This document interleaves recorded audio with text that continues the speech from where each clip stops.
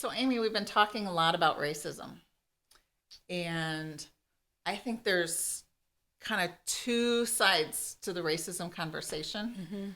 The first one is the personal racism.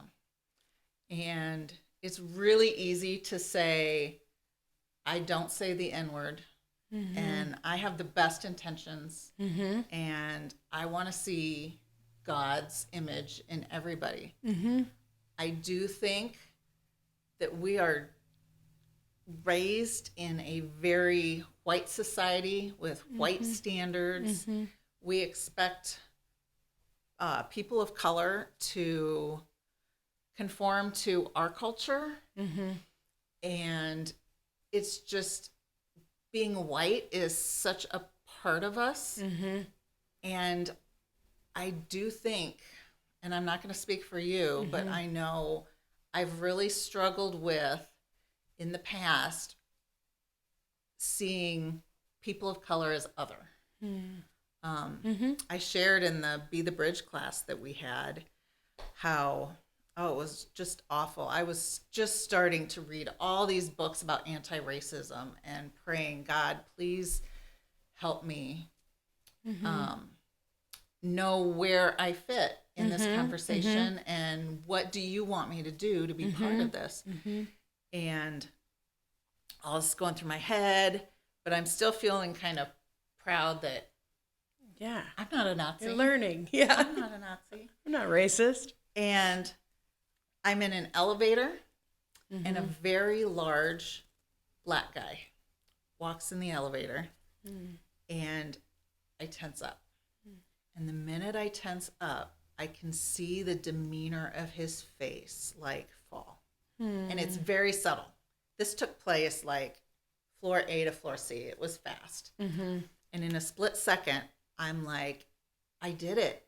The implicit bias, the othering of somebody, the tensing up and not being comfortable in their presence. And as soon as I recognized it, I flipped myself out of it and I was like, hey, the weather is wonderful. I hope you have a really good day today. Yeah. And he just relaxed. And I don't know if he subconsciously said, oh, I must have missed her signal, or, who knows what he thought was going on in my mind. But just seeing that personal racism in me, and I just pray, God, rid me of that. Yeah. And you wonder about a guy like that. Like, how many times has he walked into an elevator and had a white woman tense up? Like, This guy was probably 6'3", built like a football player. And he was just going about his day in the elevator. Okay, you mentioned a term, implicit bias. Can you explain that a little bit? Because some folks might not know what that is, but you know the experience of it, because I bet many of you have had an experience like yours. Thanks for sharing that, by the way. Implicit bias. So that is, it's a bias you have that you don't even see. And just like I described, I never would have said or admitted or even known that internally. I've got friends that are 6'2" big white guys, and if someone comes in an elevator, I really don't think I would tense up. I don't think it was the fact that he was a guy or his size. So implicit bias is just.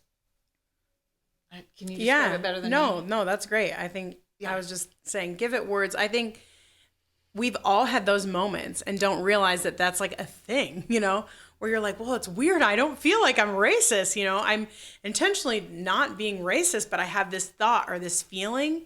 And so I think even what you said is good. It's like, it's important for us to reflect on those moments and be like, what was I feeling? And why did I feel that way?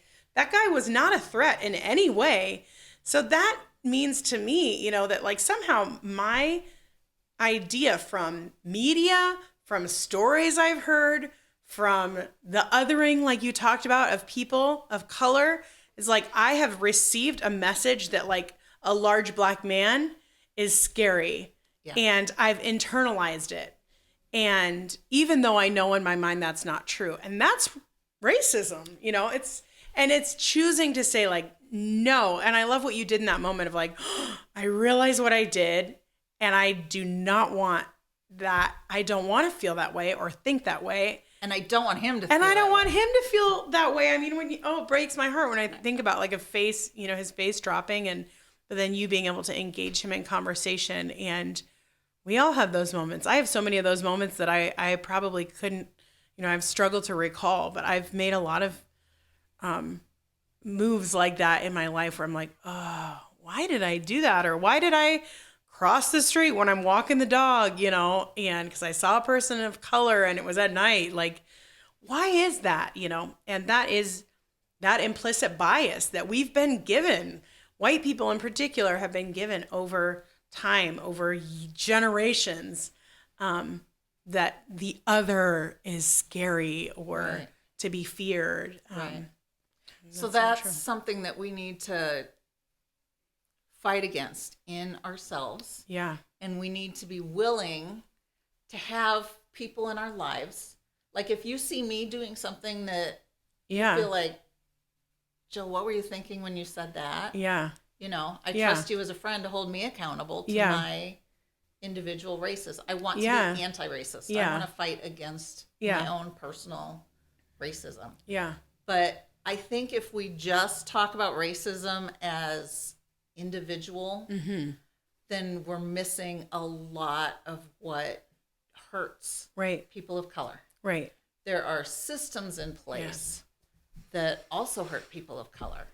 And if all of us go about and all of a sudden start being kind to people of color, but we still allow our schools and our prisons and our housing to have some of these systemic issues, we're only fighting half a battle. Yeah, and this is something I've been learning over the last few years. Like one of the interesting things I think about evangelicalism is that, and we've talked about this a number of times on Sunday, is that there's such a focus on individual and personal relationship with Jesus and individual and personal responsibility and everything being about a choice I make and so when you learn about anti-racism, you're like, okay, I'm not racist. Moving on, we're good.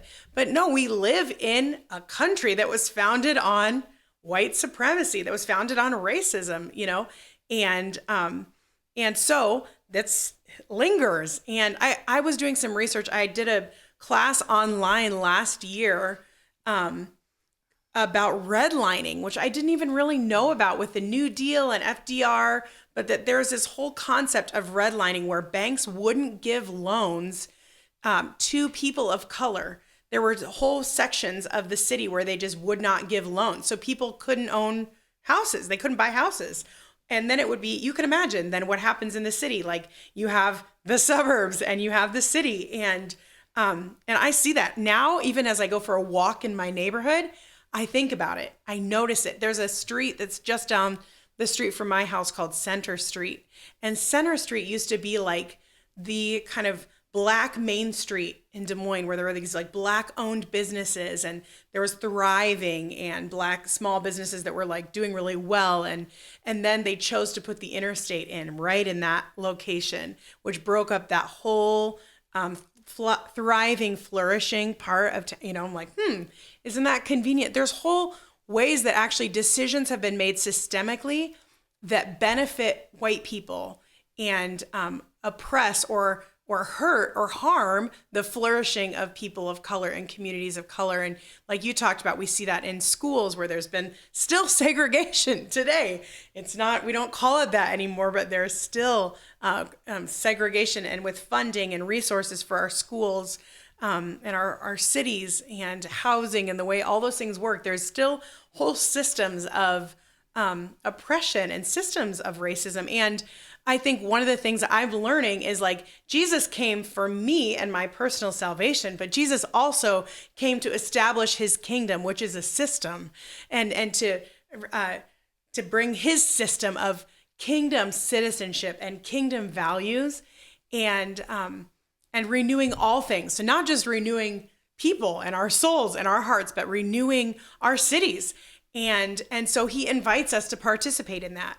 And what does it look like for Ashworth Church? Not just Jill and not just Amy, but like, what does it look like for Ashworth Church and for Des Moines and West Des Moines to say, we want to participate in the renewal of systems. You know, we want to participate in the renewal of our city and to see communities of color flourish and to see all people flourish, and not to continue to see that disparity of like white folks and folks of color and the disparity growing. And so, you know, one of the things that I'm grateful for, like deeply grateful for, and I say this very humbly, but I'm proud of our church in making the decision that we've made over time and prayer, and really just because we felt like God was inviting us into this, but of saying we want to open a daycare. And we don't just want to open any daycare. There's lots of daycares in West Des Moines, but we want to open a daycare that's specifically for folks who are getting funding or aid from the state and who have extra needs. So for lower to mid-income families, because that's a need in West Des Moines. So Ryan and Brent have been talking with a woman at West Des Moines Human Services about what are big needs for the city of West Des Moines. And one of them was like, childcare, affordable childcare. Do you know that that's really hard to find in West Des Moines? And I love the response. Like Brent comes back always with a crazy idea. He's like, let's do it. What if we think about opening a daycare that's for families in particular who are struggling financially and who need the childcare that's affordable so that they can work, so that they can continue to, you know, stay on their feet. And there are people who would say, oh, you're getting into a mess. You know, why would you do that? But that's called the renewal of all things and participating in whole systems of justice.